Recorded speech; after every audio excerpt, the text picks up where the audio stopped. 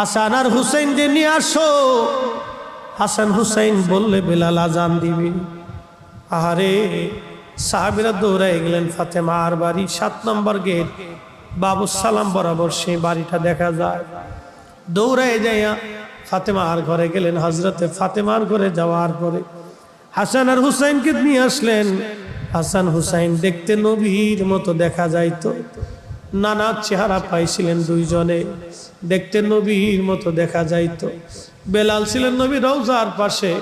হাসান আর হুসাইন ছোট্ট দুই ভাইকে দেখে বেলাল উঠে দৌড়ায় এসে একবার ইমাম হাসানের বুকের মধ্যে মাথা ঠেকায় কাঁদে, আবার ইমাম হুসাইনের বুকের মধ্যে মাথা ঠেকায় কাঁদতেছিল।